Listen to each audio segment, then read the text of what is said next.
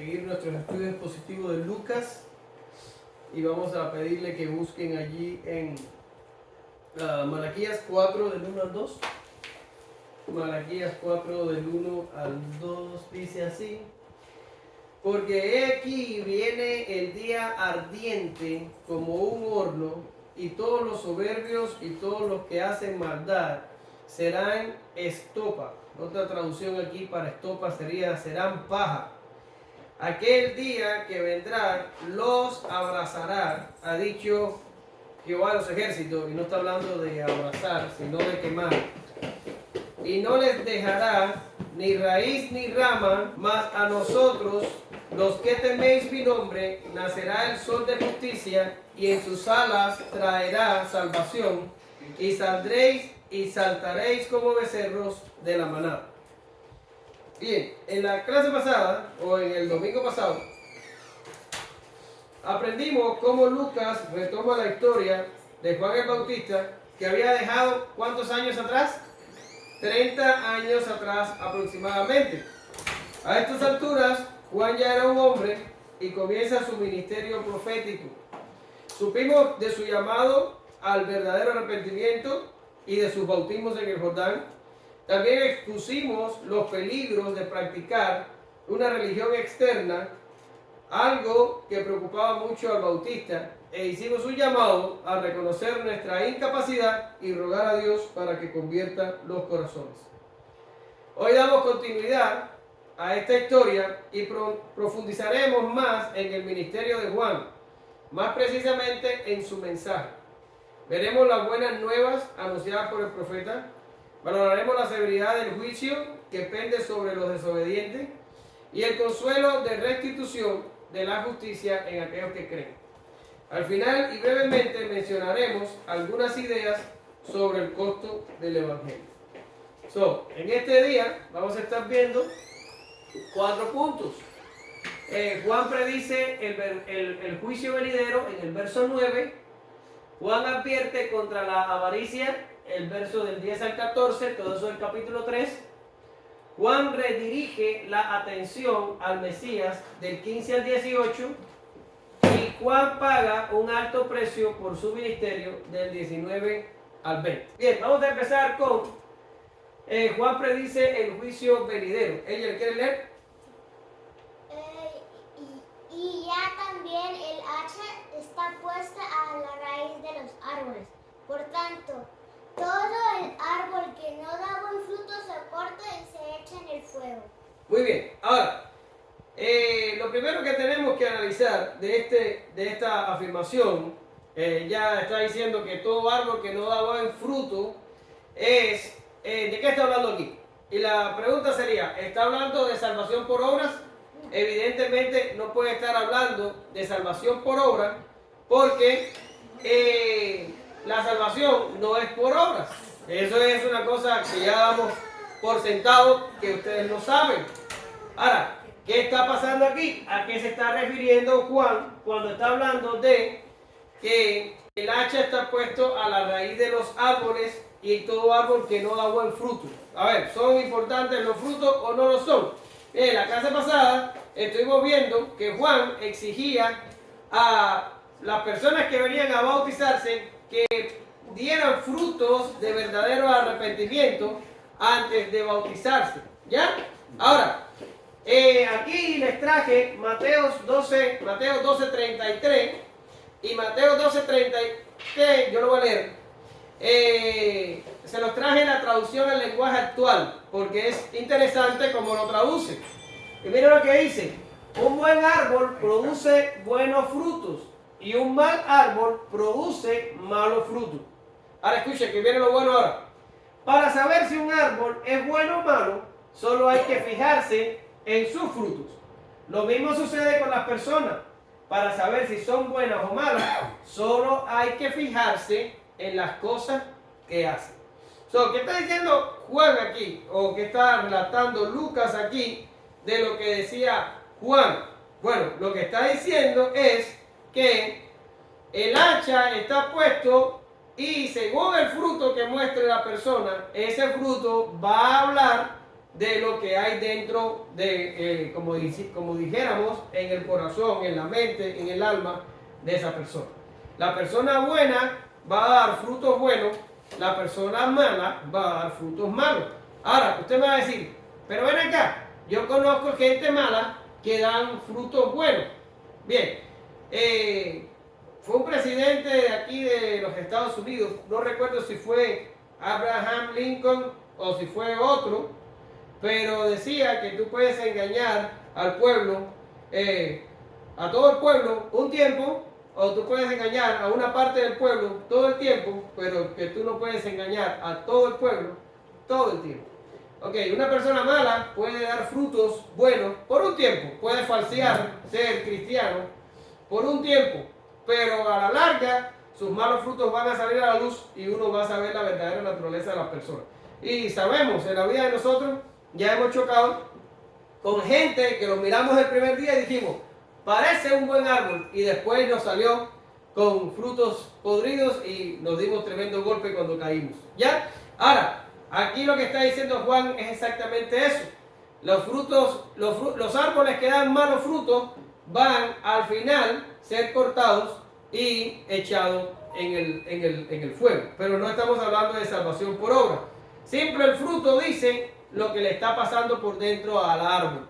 Ahora, voy a sentarme a sentarme en el contexto del pasaje, porque no quiero que usted malentienda el contexto. Y aquí Juan, ¿a quién le está hablando? A judíos. Está en una audiencia judía. Las personas que venían a bautizarse eran judíos y está en un trasfondo totalmente judío.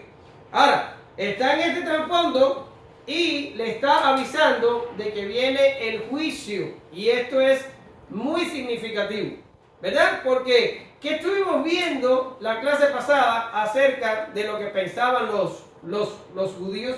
Que ellos eran hijos de Abraham y que ellos tenían la salvación asegurada, la eternidad asegurada, porque ellos pensaban que la religión y su beneficio se transmitía de generación en generación. Y el propio Juan el Bautista, ya se lo vimos, eso fue clase pasada, les dice que Dios podía sacar hijos de Abraham de piedras, ¿verdad que sí? Ahora, lo que le estaba avisando ahora Juan al pueblo judío es que venía el juicio, y lo hace usando la figura de el hacha está puesta a la raíz de los árboles. No es una cosa que se puede tomar a la ligera, el juicio está ahí. Y ahora tú me vas a decir, pero mi hermano, Juan el Bautista era el precursor del Mesías, y se supone que el Mesías iba a venir para traer buenas nuevas y soluciones al pueblo, y tú me estás hablando de juicio.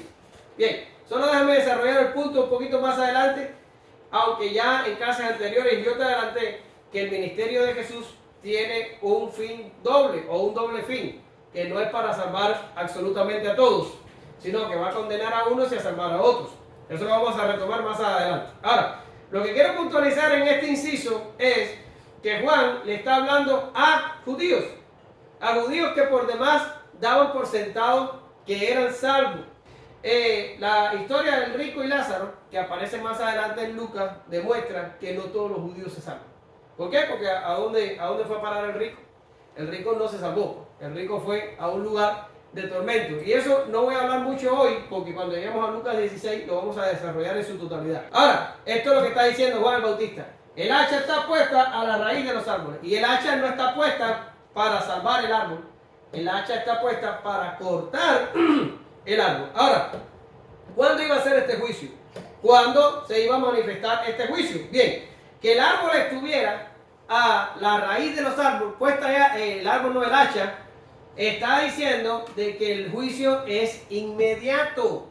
Hay algunos comentaristas que leí que dicen que no, que aquí está hablando Juan de un juicio escatológico. Quiere decir, un juicio que va a pasar en el futuro. Yo digo, difícilmente. ¿Por qué razón?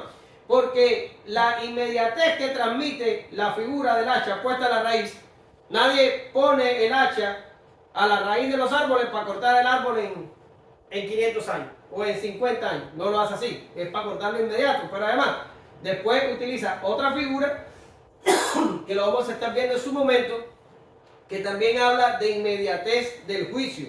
Por tanto, yo creo que aquí se está hablando de un juicio inmediato.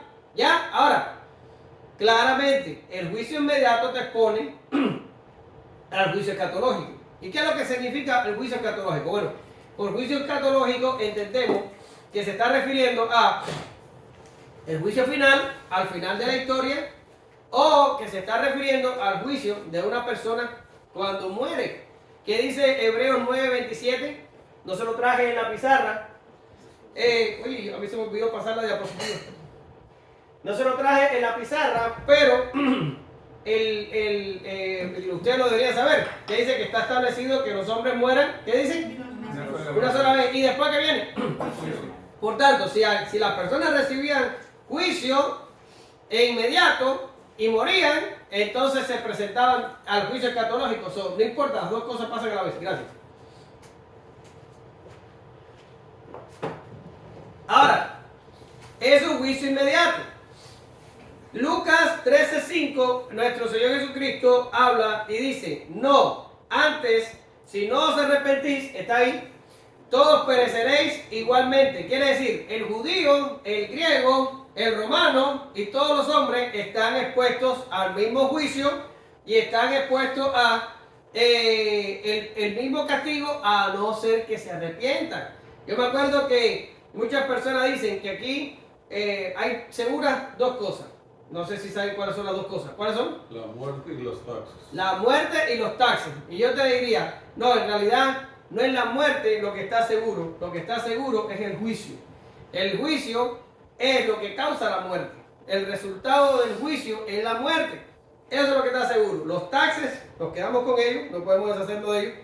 Y el juicio. Eso es lo que está seguro. De ahí para allá no hay más nada. Ahora, perdón. Ahora, les quiero reforzar esto un poquito, porque ya les digo que estoy peleando con comentaristas que dicen que el juicio aquí de Juan es escatológico. No se preocupen, no es pura letra. Otro argumento que quiero emplear para decirles que el juicio no es escatológico es la profecía de Simeón, que ya estudiamos en clases anteriores. En Lucas 2:34 vimos que Simeón le dice a María que he aquí hablando de Jesús, está puesto para caída y para levantamiento de muchos en Israel y para señal que será contradicha.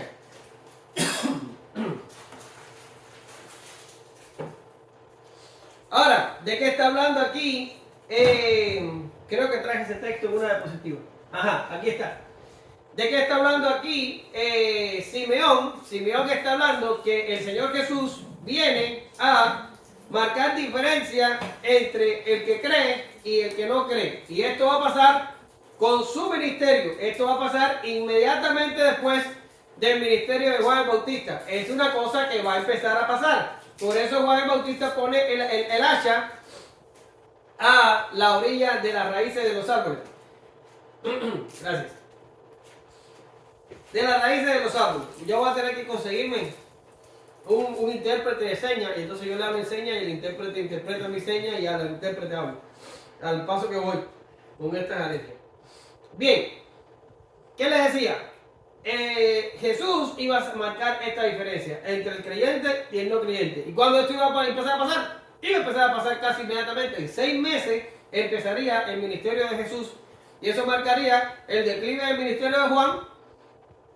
Lo vamos a ver más adelante, y marcaría el ascenso del ministerio de Jesús, marcando el juicio que este mismo había predicho. Y Jesús más adelante, en Lucas 19, 43, 44, está aquí en la pizarra, diría sobre Jerusalén: porque vendrán días sobre ti cuando tus enemigos te rodearán con vallados y te sitiarán por todas partes, te estrecharán y te derribarán a tierra y a tus hijos dentro de ti, y no quedarán en ti piedra sobre piedra, por cuanto no conociste el tiempo ¿de qué? De tu visitación. Quiere decir, era un juicio que iba a pasar inmediato. La gente iba responder a la predicación de Jesús, el ministerio de Jesús, que vendría después del ministerio de Juan Bautista, y los desobedientes serían castigados en el año 70, cuando el templo fue destruido y la ciudad fue destruida. ¿De qué estamos hablando aquí? Estamos hablando aquí que el tiempo de misericordia a Israel se le terminó, como le pasa a todos los pueblos. Cuando Dios se le aparece a Abraham y trata con él durante su vida, él le dice, tú vas a morir y tu pueblo va a ser cautivo en Egipto por 400 años y después van a regresar a esta tierra. ¿Y qué es lo que Dios dice en ese momento? Porque aún no ha llegado al colmo el pecado del amorreo y del eteo y de todos los demás que están habitando allí. Quiere decir, cada pueblo tiene un tiempo de misericordia. Cuando ese pueblo que habitaba la tierra se le acabó, llegó Israel, supuestamente era la misión de Israel, desarraigar esos pueblos, exterminarlos totalmente y ellos habitar la tierra. Ya sabemos que ellos no cumplieron esa misión y los que quedaron rondando alrededor le fastidiaron la existencia para siempre a Israel. Pero lo que sí sabemos es que el tiempo de aquellos pueblos ya había terminado. Y ahora estamos viendo el tiempo de misericordia terminándosele a Israel, que llegaba hasta el 70 después de Cristo. Era el último tiempo que tenían para reaccionar. Aquí estamos hablando de la terminación y la culminación de la paciencia de Dios para el rebelde Israel. Ya estaba el hacha puesta. Ya estaba puesta el hacha para cortar. Ahora, llega Juan, le dice todas estas noticias al pueblo. ¿Y qué hace el pueblo? Bueno, el pueblo hace... vamos a leer primero. Ella, por favor. Y la gente le preguntaba diciendo, entonces, ¿qué haremos? Y respondiendo les dijo, el que tiene 2 túnicas al que no tiene, y el que tiene comer haga lo mismo. Vinieron también unos publicanos para ser bautizados y le dijeron, Maestro, ¿qué haremos? Él les dijo, no exijáis más de lo que está ordenado. También le preguntaron unos soldados, diciendo, ¿nosotros qué haremos? Y les dijo, no hagáis extorsión a nadie, ni calumniéis, y contentaos con vuestro salario. Muy bien, esto es como yo digo, la pregunta innecesaria. Vienen las multitudes y Juan le suelta el viandazo de que el juicio es inminente y dicen, ¿y qué vamos a hacer? ¿En serio qué vamos a hacer? Deberías saber, es lo que Jesús le dijo a los padres. ¿No sabíais que en la casa de mi padre, o en los asuntos de mi padre, o en los negocios de mi padre tengo yo que ocuparme? ¿No sabíais? Y ahora yo te voy a preguntar, estas multitudes que no eran gentiles, eran judíos, ¿no sabían lo que tenían que hacer? No decía la ley lo que había que hacer, evidentemente sabían.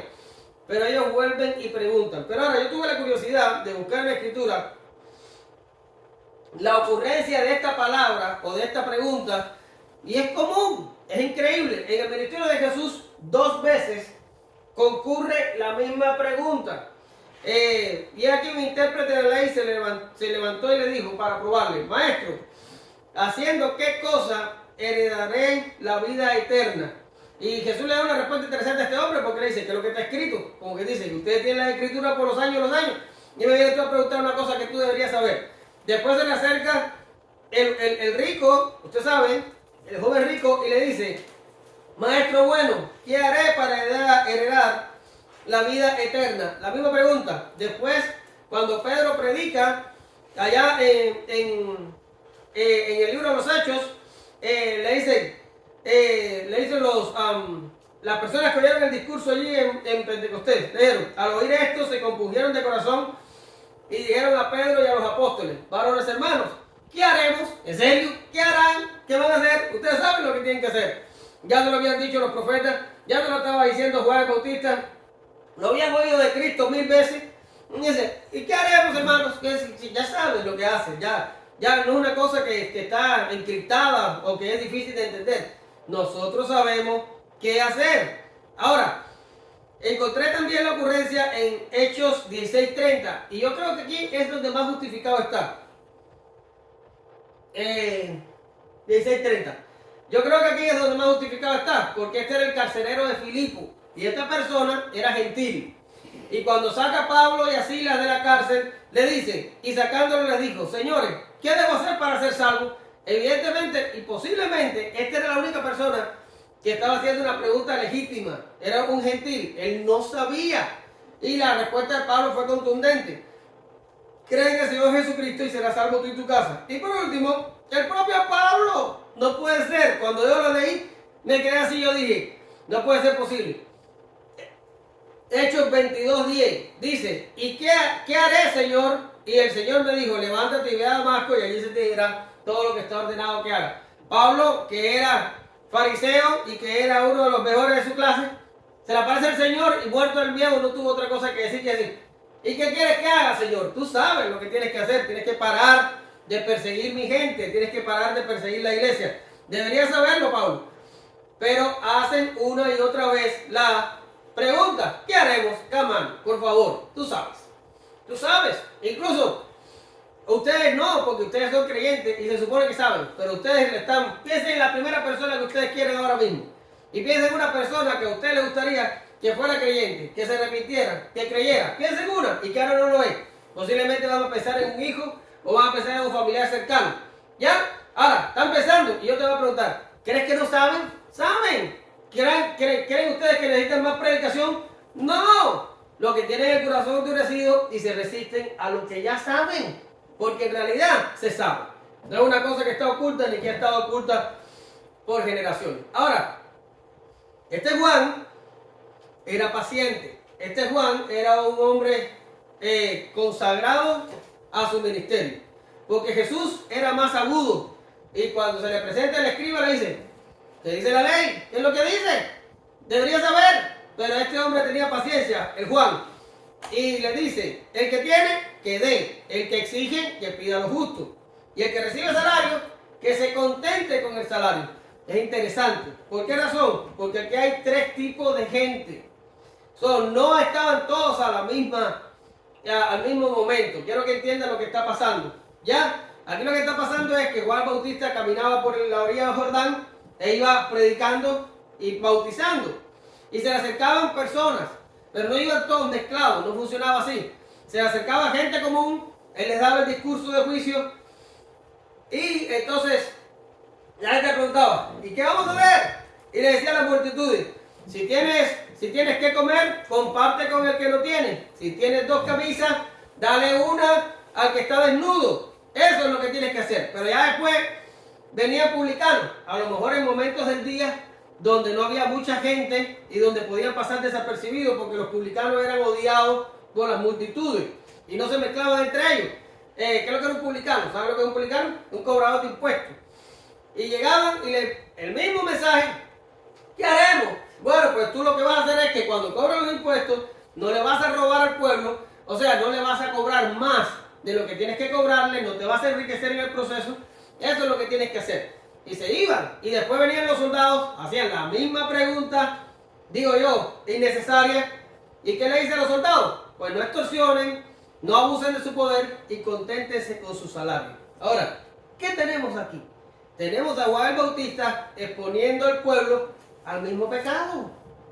Era el mismo pecado, ¿se dan cuenta? Al pueblo le decía, tienen que empezar a compartir lo que tienen. A los publicanos no cobren más de lo necesario. Y a los soldados no extorsionen. Conténtate con el salario. ¿De qué estamos hablando aquí? Díganme ustedes. ¿De qué estamos hablando? De la avaricia. De la avaricia. Aquí no hay otra cosa. A las multitudes no los reprende por adulterio. A los publicanos no los reprende por robo. Y a los soldados no los reprende por X, asesinato. No. Es la misma respuesta a 3 grupos diferentes de personas. Que está mandando a resistirse a la avaricia. De todos los pecados posibles, que son una bola, Juan encuentra culpable al pueblo judío 1 y 3 veces de avaricia. Ahora, la pregunta, ¿qué es avaricia? No. Querer más. Querer más. Acaparar más. Bien, dice la RAE, el diccionario de la Real Academia Española, que avaricia es un afán desmedido de poseer y adquirir riqueza para atesorarla. Y me impactó cuando leí la RAE que dice para atesorarla, porque cuando voy a la Biblia, la avaricia está relacionada con el atesorar tesoro. Cuando Jesús le dice a ellos, no atesoréis tesoro, así es como está en el griego, lo que está diciendo es que no pongas un tesoro sobre el otro, y sobre el otro, y sobre el otro, y sobre el otro. ¿Ya? Y dice que está relacionada con el deseo de conseguir mejoras. Ahora, Jesús advirtió contra la avaricia en Lucas 12:15. Vamos a ver los textos en un segundo. Solo denme un segundo. Pablo la identificó como un pecado que lo practican los que no heredan el reino de Dios. Romanos 1:29. El propio Pablo advierte a los creyentes a ni siquiera nombrarla entre ellos. Efesios 5:3. Y por último, Pedro la identifica como una característica de los falsos maestros. Ahora, miren los textos. El texto de Jesús de Lucas 12:15. Y les dijo, mirad y guardaos de toda avaricia, porque la vida del hombre no consiste en ¿qué cosa? En la abundancia de los bienes que posee. En otro lugar diría, ¿y qué ganaría el hombre si tiene todo el mundo y pierde el alma? Por tanto, la vida del hombre no consiste en tener bienes, no lo consiste. Romanos 1:29, estando atestado de toda injusticia, fornicación, perversidad, avaricia, maldad, llenos de envidia, homicidios, contienda, engaños y malignidades. ¿De qué está hablando Pablo aquí? De las personas que no son creyentes, de los gentiles.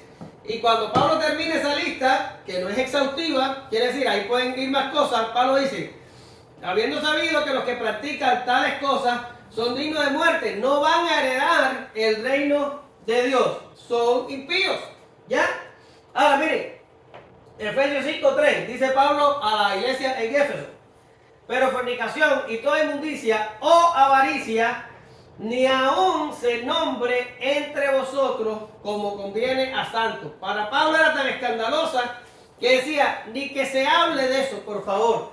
Y 2 de Pedro 2:3 dice, y por avaricia, hablando de los falsos maestros, harán mercadería de vosotros con palabras fingidas, sobre los tales ya de largo la condenación no se tarda, y su perdición no se duerme.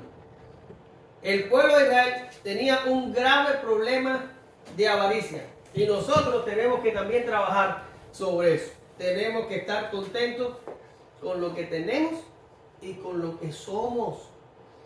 Tenemos que estar contentos. ¿Ya? Ahora voy. Una vida sin avaricia es posiblemente una vida regenerada. Ahora, fui muy cuidadoso y puse es posiblemente.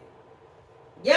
Porque la avaricia no es el único pecado que existe. Y pudiera existir, digo yo, una persona que no es avariciosa, pero tiene otros pecados horribles y entonces tampoco es regenerado. Entonces le pongo, una vida sin avaricia es posiblemente una vida regenerada. ¿De qué hemos estado hablando en las últimas dos clases? De que Juan está llamando al pueblo ¿a qué cosa? A un arrepentimiento verdadero. Y aquí tenemos un caso, en mi opinión, después de la conversión de Pablo, esta es la conversión más dramática de la Biblia y es la conversión de Zaqueo. Ahora, ¿se da cuenta? Está en Lucas. Un día vamos a hablar en su totalidad de esto. Yo no me quiero adelantar. Pero lo que sí quiero dejar por sentado es que este hombre era un avaro. Una hora antes que llegara Jesús a su casa, y estando Jesús en su casa, dijo, Señor, la mitad de mis bienes doy a los pobres y sin algo de trabajo alguno se lo devuelvo cuadriplicado. ¿Se da cuenta? No se aferró a las riquezas que tenía, sino que al ser convertido, entonces la soltó. Ahora, leí un comentario, algo muy impactante, y decía, si tú tienes dos camisas y no puedes dar una al que no tiene ninguna, tú no posees las camisas. Las camisas te poseen a ti. Impactante, ¿verdad? Y Santiago, más adelante, y ya creo que ustedes estudiaron Santiago en el pasado, Santiago diría que si tú ves a tu hermano que está padeciendo necesidad y le dices, y calentaos, de aquí nos vamos a quedar orando por ti, pero tú no te metes la mano y no te preocupes, está muy vacía. No te sacas la mano y la extiendes la ayuda a tu hermano, Santiago te acusa de qué? ¿De qué? De tener fe muerta. Así es como lo llama Santiago. Tu fe está muerta porque tu fe no tiene obra. Cuando tú dejas al hermano irse con la necesidad, sabiendo que puedes suplirla, tu fe está muerta y enterrada. Y sin una fe, y con una fe muerta, no vas a ir ni a la esquina. ¿Ya? Ahora, es una buena señal que una persona sin avaricia posiblemente sea una persona regenerada. Ahora, Juan redirige la atención al Mesías. ¿Alguien quiere leer que no sea ella? Como el pueblo estaba en expectativa, preguntándose todos en sus corazones si acaso Juan sería el Cristo, respondió Juan, diciendo a todos, yo a la verdad os bautizo en agua, pero viene uno más poderoso que yo, de quien no soy digno de desatar la correa de su calzado. Él los bautizará en Espíritu Santo y fuego. Su aventador está en su mano, y limpiará su era y recogerá el trigo de en su granero, y quemará la paja en fuego que nunca se apagará. Con estas y otras muchas exhortaciones anunciaba las buenas nuevas al pueblo. Excelente. Las multitudes piensan que Juan es el Mesías. Dice aquí que Juan, no Juan, que había habido una periodo de silencio de ¿cuántos años? 500. De 400 años. 400. Y no había habido voz profética. Y de momento se levanta Juan y empieza a predicar un mensaje que estremecía al pueblo y los llamaba a cambiar el curso de su vida. El pueblo empieza a preguntarse que si quizás este hombre era el Mesías.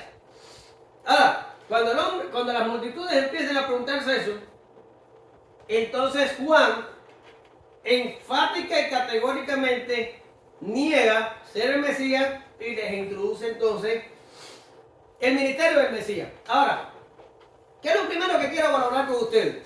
Lo primero que quiero valorar con ustedes es que las multitudes son impresionables. Multitudes son impresionables. Multitudes son impresionables. Multitudes son impresionables. Y pueden ser desviadas fácilmente del objetivo principal. Es responsabilidad del evangelista o predicador redirigir la atención. ¿Qué quiere decir? Perdón. Si yo me paro aquí domingo por domingo y hago que ustedes pongan los ojos de ustedes en mí, mi ministerio está terminado. Si alguno de ustedes se para aquí y hace que la atención de nosotros recaiga en ustedes, el ministerio de ustedes está terminado. ¿Qué significa terminado? Que no sirve, que no tiene ningún fruto, que no cumple con la función que fue puesto. ¿Ya? ¿Por qué razón? Porque todo, cual sea que sea tu ministerio, nuestra función es redirigir la atención de las personas, ¿a quién? A Jesús. Ya tenemos que tener cuidado siempre que estemos en un ministerio público donde la gente nos ve, donde la gente nos oye, donde la gente nos interactúa con nosotros, a que la persona no nos mire a nosotros, sino que cambien la mirada y miren a Jesús. Esto es lo que estaba haciendo Juan el Bautista. Ahora, ¿quién escapa de esto? Nadie. Nadie escapa de esto. Por eso es que usted ve hoy en día iglesias llenas con 5,000, 10,000 gente que no están siguiendo a Jesús. Están siguiendo al líder que está en la iglesia. No están siguiendo a Jesús. Yo no me estoy refiriendo a las iglesias que son bíblicas. Me estoy refiriendo no quiero mencionar nombres para ser lo más ético posible. Pero me estoy refiriendo a las iglesias que ustedes saben. Ya está, que la gente no va siguiendo a Dios, va siguiendo al hombre que le está prometiendo villas y castillas. Ahora, miren, les traje un evento que es muy interesante y se produjo en Listra cuando llegaron cuando llegó Pablo a predicar, creo también que Bernabé iba con él, y resulta que sanaron a alguien. Cuando estaban predicando se encontraron con alguien, creo que era un cojo, no me haga caso porque no me leí el pasaje, pero usted lo puede leer después, ahí en Hechos 14, y sanan a alguien y las multitudes empezaron a decir, estos son dioses en forma humana que han venido a visitarnos. Quiere decir, nadie escapó de esto. Juan el Bautista no escapó de esto. Pablo no escapó de esto. Y nosotros tampoco escapamos. Las multitudes son impresionables. ¿Qué pasó aquí? Que Pablo, mira el texto, entonces la gente, visto lo que Pablo había hecho, alzó la voz diciendo en lengua licaónica, dioses bajo semejanza de hombres han descendido a nosotros. ¿Qué pasó? Que Pablo y Bernabé empezaron a decir, no somos dioses. Y ya le iban a hacer sacrificios. Le pusieron nombre de dioses romanos. Y le iban a ofrecer sacrificios. Trajeron hasta un sacerdote y todo. Y se formó un tremendo lío. Y no pudieron hacerlo porque estos hombres al final lo impidieron. ¿Y cómo terminó Pablo después de eso? ¿Alguien se acuerda? Terminó apedreado. Al punto que lo dieron por muerto. Así terminó la historia en Listra por el problema de las multitudes y tratar de desviar el centro de la atención. Digo yo, si Pablo hubiera dicho, sí, yo soy Júpiter, tráigame todos los sacrificios a mí, ¿lo hubieran apedreado?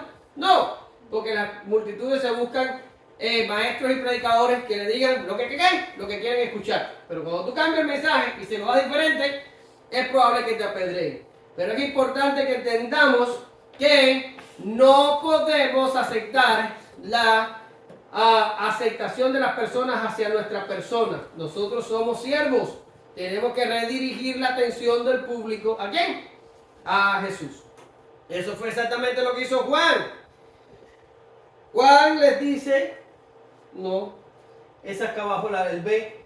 Juan se esfuerza para que la multitud mire al Mesías. Él le dice, yo no soy el Mesías, hay uno que es más poderoso que Dios, que viene después de mí. Y entonces Juan hace que la multitud cambie la mirada en el que va a venir después. Hermano, si Juan no hubiera hecho esto, Juan hubiera doble fracasado. Porque Juan no solo estaba predicando sobre una salvación que él no puede proveer, es Dios quien la provee, pero Juan era el precursor del Mesías y era el que tenía que preparar el camino al Señor. Por tanto, bajo ningún concepto, Juan podía fallar en este aspecto. Juan tenía que hacer que las personas miraran a Jesús. Ahora, miren, cuando Juan se compara con Jesús, aparece algo interesante. Y es que él dice, yo no soy digno de desatar la correa del calzado. Ahora, te voy a dar un poquito de contexto en lo que está pasando aquí. Desatar las correas del calzado y quitar el calzado a una persona era una función de un esclavo que estaba sometido a las labores más humillantes. ¿Ok? Esto no lo hacía. Había esclavos que no lo hacían. Son los esclavos que estaban designados a estas tareas tenían las tareas más humillantes. Ahora, Juan se pone así. Y Juan dice, yo no soy digno ni de desatarle la correa. Quiere decir, yo tengo menos dignidad que un esclavo, que el peor de los esclavos, delante del que viene detrás de mí, que es más poderoso que yo. Ahora, usted va a decir, espérame. En Lucas 1:15 vimos que el ángel dijo que Juan sería grande delante de Dios. Y en Mateo 11:11, Jesús mismo, sus propias palabras dicen que no ha habido una persona más grande, nacido de mujer, después de Juan. Juan o se está haciendo el humilde o algo está pasando aquí. Bien, te voy a explicar lo que está pasando. La idea de Juan al decir, yo no soy digno de desatar la correa, no es rebajarse de él. No, es subir a Jesús. ¿Lo ven? Esa es la intención de Juan. Juan sabía quién él era. Y Juan sabía que era el precursor del Mesías. Y Juan sabía que había sido un milagro de Dios que él pudiera nacer de una madre y un padre viejo que también tenían eternidad. Perdón.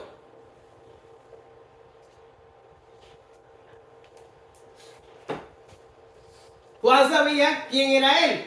Juan sabía que había tenido el Espíritu Santo desde el vientre de su madre. Juan sabía que era el Elías que habría de venir. Juan sabía todas estas cosas. Juan no tenía un problema de autoestima. Él sabía quién era. ¿Cuál es el problema aquí? Que él sabía quién era, pero él también sabía quién era Jesús. Y Jesús le quedaba muy alto, súper alto. Y cuando él veía a donde estaba Jesús y donde estaba él, se sentía como un esclavo con las tareas más viles. ¿Se da cuenta? Entonces no se está tratando de humillar. Él sabía quién era. Él está tratando de sobreexaltar a Jesús. Y es exactamente lo que tenemos que hacer nosotros. Exaltar y glorificar a Jesús. Ahora, también dice otra cosa. Y él dice, yo los bautizo en agua. Pero el que viene detrás de mí, él los bautizará con Espíritu Santo y fuego. ¿Qué significa? Bien. Desde el principio hemos tenido aquí dos tipos de personas. Los que creen y los desobedientes. Ha sido siempre así, ¿verdad que sí? Los que creen y los que no creen. El árbol tiene el hacha ahí. ¿Para qué? Para cortar a los que no creen. Ahora, eso es exactamente lo que Juan dice aquí de Jesús. Jesús os bautizará con Espíritu Santo y fuego. ¿Cuántas clases de personas habían en la multitud sobre la cual Juan estaba predicando? Los obedientes y los desobedientes. Y lo que le está diciendo es, a los obedientes yo simple me mantengo con el bautizarlos en agua, pero el que viene después de mí, ese los va a bautizar con el Espíritu Santo. Quiere decir, no solo van a recibir agua, van a recibir el Espíritu. ¿Ya? Ahora, los desobedientes van a recibir fuego.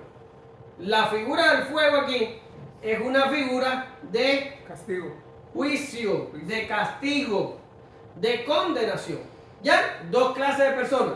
Los obedientes reciben el Espíritu Santo, los desobedientes reciben el juicio. Esa es la interpretación de Espíritu Santo y fuego. Imagínense ustedes cuando las iglesias completas cantan fuego, fuego, la iglesia pide fuego y tu hermano querido pídelo tú también. ¿Qué demonios están pidiendo? Están pidiendo juicio. Es increíble. El día que yo supe eso, casi que me da un infarto, porque ustedes no saben cuántas veces yo pedí lo mismo. Gracias a Dios que Dios no nos hace caso, porque si no nos hubiera consumido a todos allí. Nos hubiera consumido a todos, no hubiera quedado ninguno. Ahora, yo pudiera tener un objetor, pudiera tener alguien que dijera, no estoy de acuerdo con lo que estás diciendo, no me gusta el énfasis en el juicio que estás dando, y a lo mejor el hacha no significa eso, y a lo mejor el Espíritu Santo y fuego tampoco significa eso. Ok, pero ya te he dado dos, ya te di una, ya te di la segunda, y ahora te voy a dar la tercera evidencia de que Juan está hablando de juicio para los desobedientes y que está hablando de arrepentimiento y Espíritu Santo para los obedientes. Y es lo próximo que Juan dice. Y él dice, el aventador está en su mano. Ahora vamos a parar ahí. ¿Qué es un aventador? Bueno, eso es un aventador. Es una cosa con forma de tenedor grande. Yo no tenía ni la menor idea, porque eso yo nunca he visto un campo de trigo, ni sé cómo se cosecha el trigo, yo no sé nada de eso. Pero eso es un aventador, es como un tenedor grande. También se le dice bieldo o también se le dice horca. La misma palabra para la horca donde horcaban a la gente en la Edad Media. Bien, a esa cosa también se le dice horca. Ahora, ese instrumento, el granjero lo hacía en la hora de la tarde, donde el viento venía del mar y parece que era más fuerte, y entonces agarraba el trigo con el aparato y lo aventaba para arriba y la cosa volaba. ¿Qué pasa? El trigo que tiene el grano pesa y cae en el mismo lugar por fuerza de gravedad. Todo lo que sube tiene que bajar. Lo tiraba así, el trigo caía, y ¿qué le pasaba a la paja? El viento se llevaba la paja. Se llevaba la paja, no se la llevaba muy lejos, caía metro y medio más allá del trigo, pero era una forma de separar, ¿qué cosa? De separar el trigo de la paja. A ver. ¿Y el fuego? Espérame, al fuego voy. Pero espérame. Ya, así separaban el trigo de la paja usando el aventador. Ahora, ¿dónde está el aventador? Según el texto. ¿Dónde está el aventador? En la mano de Jesús. Dice, y su aventador está en su mano. Hazte la idea. Ahora, vamos a suponer que yo les voy a decir a ustedes. Ahorita Martín sopló las hojas allá afuera con el blower, ¿verdad? Ahora, mira a Martín ahora y usted dice, ¿está listo Martín para soplar? No. ¿Por qué? Pues no tiene la sopladora en la mano. O sea, a lo mejor dentro de media hora él vuelve a hacerlo o mañana lo vuelve a hacer. Pero ahora yo lo miro y no tiene ninguna intención de hacerlo. Tiene hasta una Biblia en la mano. ¿Ya? Ahora, si tuviera el blower en la mano, yo diría, en los próximos 5 minutos va a ir para allá a hacer y a soplar. ¿Por qué razón? Lo tiene en la mano. Es una cosa ilógica pensar que si tienes algo en la mano, hey, ¿por qué tienes el blower? No, hombre, estoy mirándolo aquí, después lo voy a poner en el garage, ahí lo voy a dejar. ¿Qué sentido tiene? Ningún sentido. Pero Juan dice, el aventador está en la mano de ¿quién? De Jesús, que viene detrás de él. Por tanto, ¿qué va a hacer Jesús?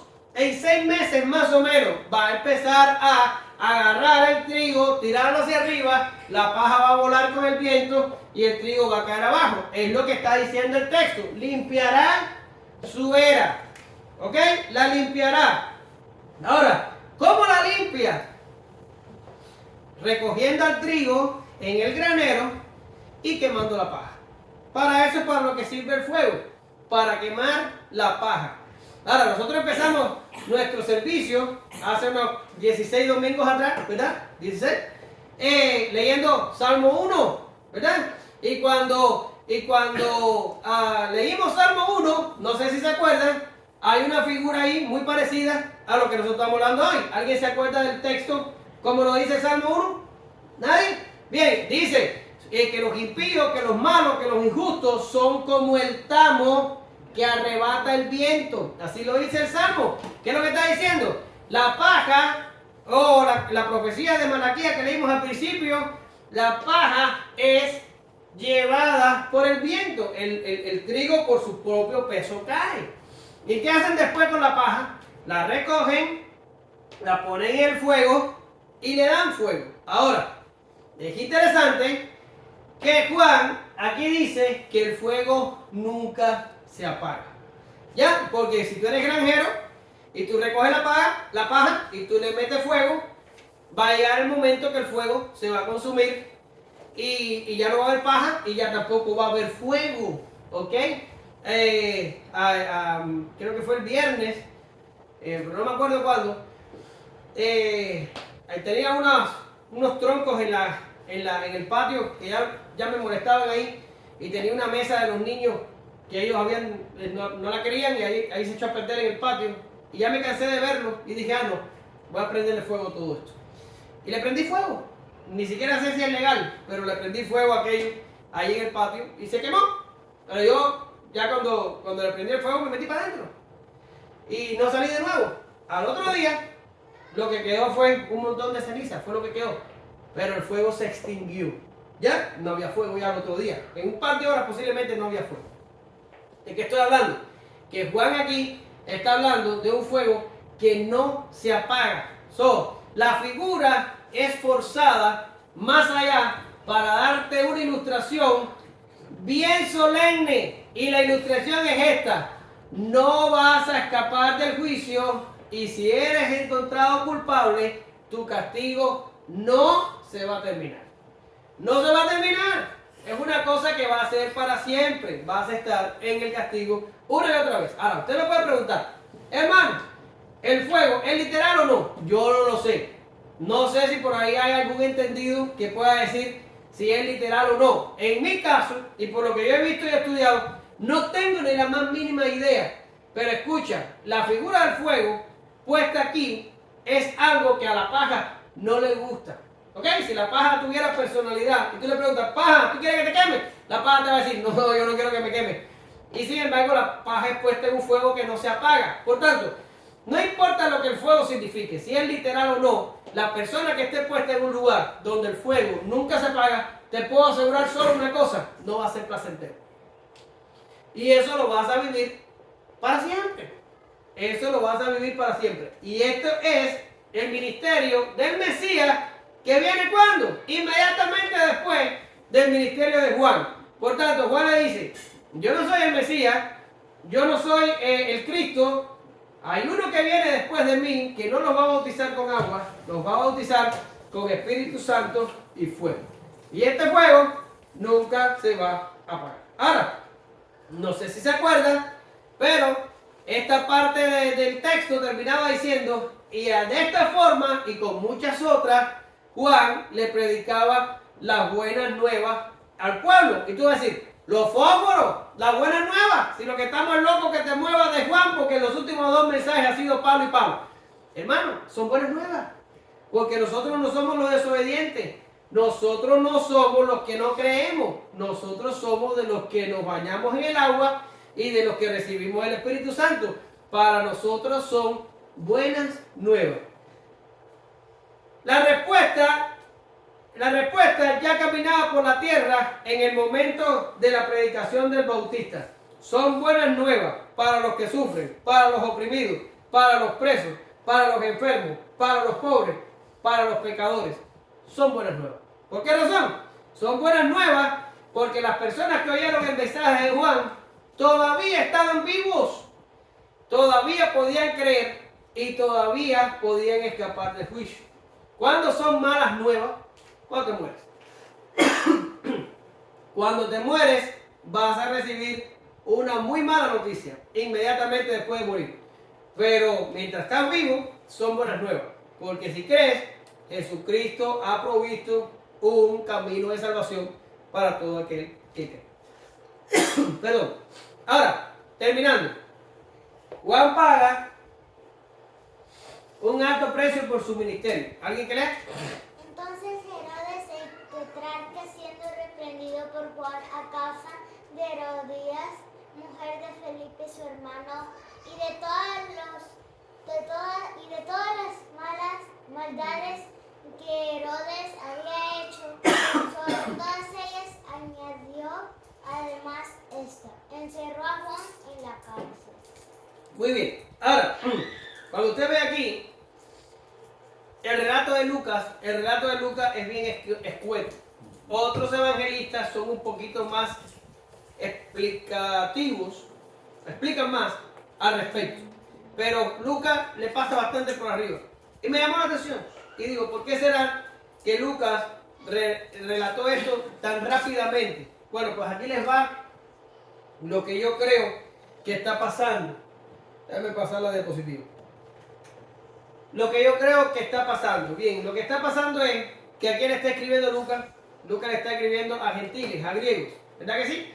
Y los griegos, para los griegos, este tipo de aberraciones y de acciones denigrantes como esta eran comunes. Sucedía todo el tiempo y no lo iban a ver tan mal. ¿Ya? Para el judío, que tenía otra forma de vida, la conducta de Herodías y de Antipas era algo denigrante, era algo innombrable, ¿verdad? Por eso yo creo que Lucas le pasa por arriba y no le presta demasiada atención, porque él dice, ¿para qué se le voy a contar los detalles si esto no le va a servir de nada a los griegos? Y esto es una cosa que podemos aprender de Lucas, nosotros los predicadores. Si algo de información que le vas a dar a una persona no le va a servir de edificación, no lo digas. Obvialo, resiste la tentación. Alguien decía, bienaventurados los que no tienen nada que decir y soportan la tentación de decirlo. Si no va a edificar, no lo digas. Simple y se acabó. Ya está. Ahora, ¿qué está pasando aquí? Yo me voy a ir más allá de Lucas y les voy a explicar a ustedes. Perdón. Les voy a explicar qué está pasando. Bien, no sé si se acuerdan de la tabla que les di en el primero o segundo estudio sobre Herodes y la dinastía herodiana. Pero, ¿quién era Herodías? Herodías era hermana de Agripa I, y los dos eran hijos de Aristóbulo. ¿Y quién era Aristóbulo? Aristóbulo era un hijo de Herodes el Grande. Ahora, ¿Quién era Antipas? Un hijo de Herodes el Grande. ¿Y quién era Felipe I? Otro hijo de Herodes el Grande. Eso estamos hablando de 3 hermanos. Aristóbulo, Antipas y Felipe I. Aristóbulo tuvo una hija, Herodías.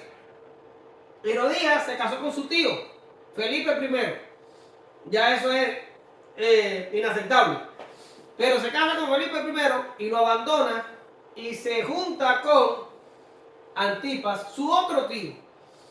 Es no sé si estará bien decirlo, pero es lo único que se me ocurre, es un descaro total. ¿Ok?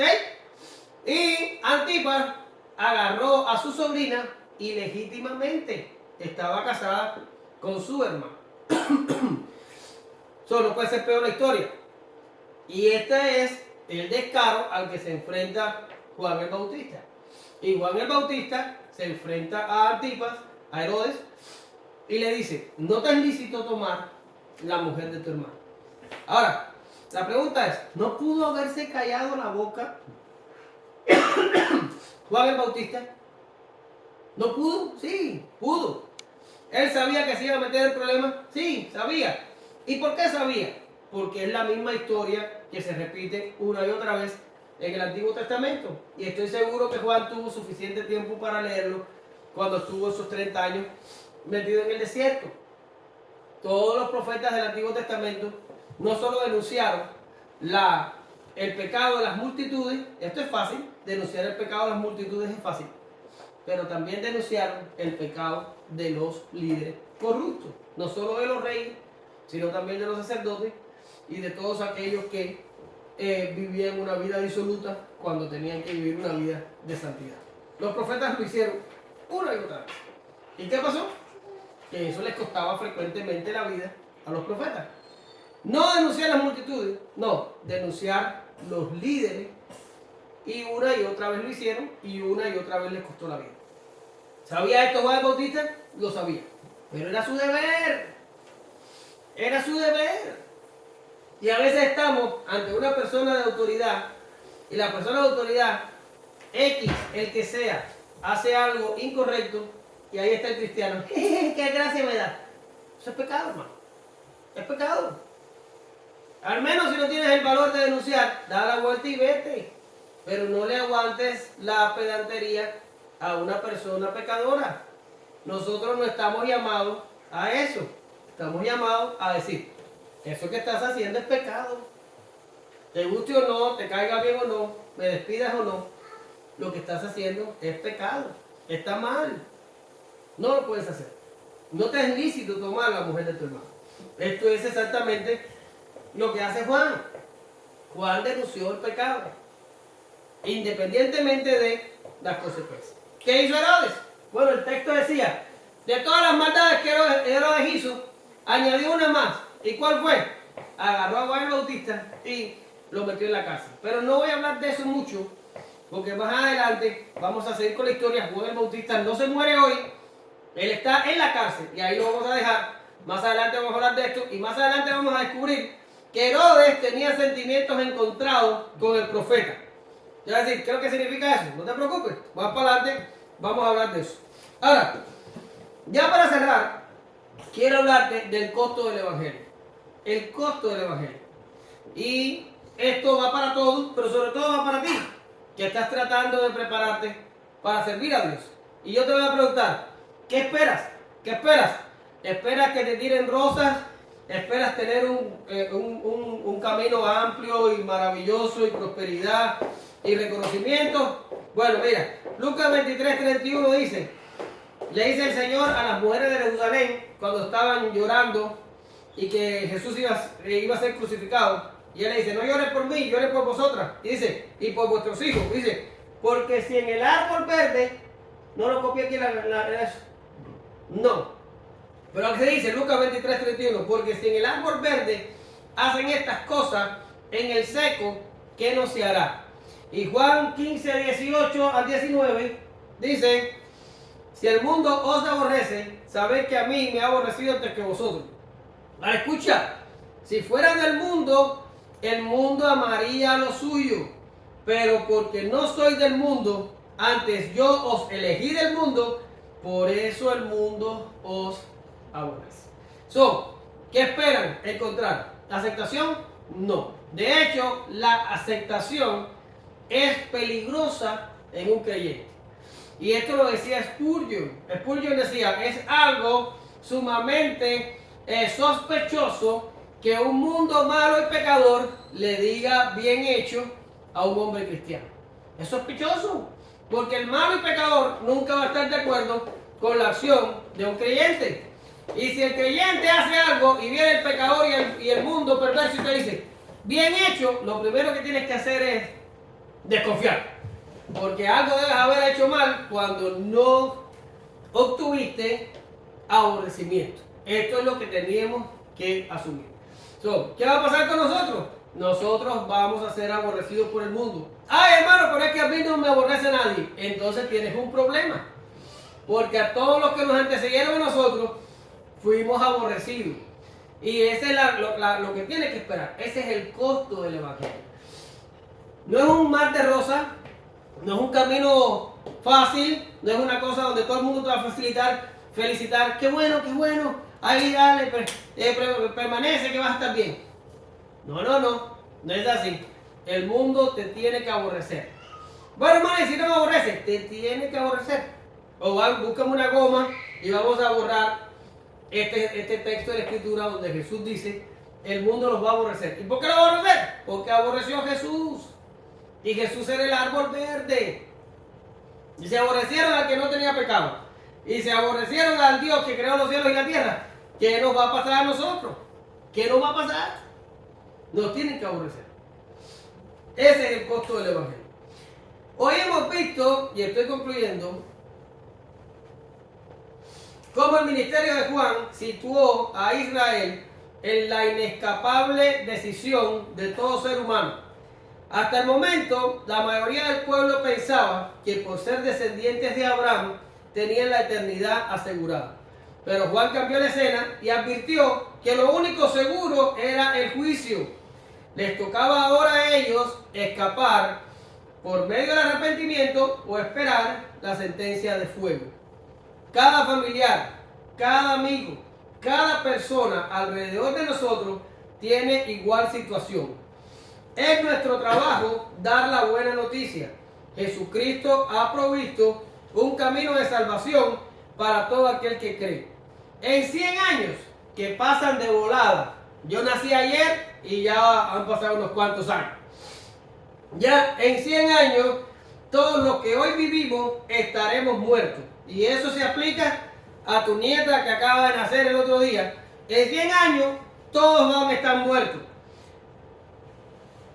Y nadie escapará de ese tribunal. Tú decides, Espíritu Santo o fuego. Recuerden de Jesús la advertencia.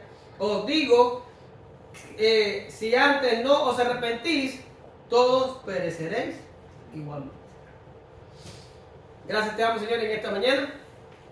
Es solemne la advertencia, Señor.